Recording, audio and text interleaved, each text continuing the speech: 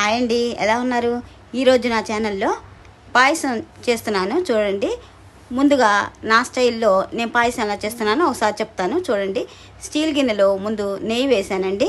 ఆ తర్వాత కొంచెం సేమియా వేసుకొని దోరగా అంటే గోల్డెన్ కలర్లో వచ్చే వరకు వేపుకొని దాన్ని తీసి పక్కన పెట్టుకోవాలండి.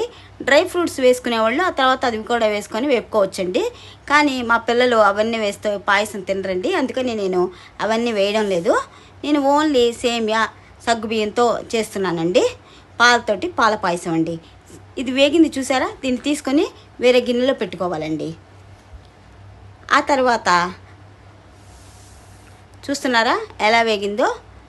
ఆ తర్వాత మనం ఏం చేయాలంటే ఒక గిన్నెలో సగ్గుబియ్యాన్ని 1 అవర్ ముందుగా నానబెట్టుకోవాలండి. నానబెట్టుకుంటే బాగా తొందరగా ఉడుకుతుందన్నమాట. నీళ్ళల్లో ఫస్ట్ నీళ్లు పోయాలి మన గిన్నెలో, దానిలో కొంచెం పాలు కూడా పోసుకోవాలి.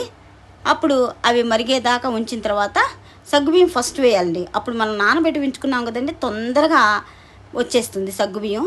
సగ్గుబియ్యం ఉడికినాయా లేదని తెలుసుకోవడానికి మనం పాలతోనే తెలుసుకోవాలి సగ్గుబియ్యం ఉడికింది లేనిది. దాంతోనే తెలుస్తుందండి. ఎవరైనా సగ్గుబియ్యం ఉడికిందా లేదా అనేది ఒక పాలు చుక్కేస్తే తెల్లగా వస్తుంది చూసండి. ఈ కలర్ కాకుండా వాటర్ కలర్లో వస్తుంది సగ్గుబియ్యం, అప్పుడు ఉడికినట్టు మనకు లెక్కండి.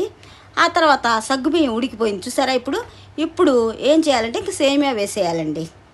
సేమియా వేసేస్తే సేమియా కూడా కొంచెం మెత్తబడేసరికి ఉడకనివ్వాలండి.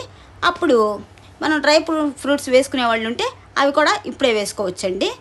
ఆ తర్వాత ఈ రెండు మిక్స్ చేసుకున్న తర్వాత సేమియా ఉడికితే ఇక అప్పుడు మనం పంచదార వేసుకోవాలండి.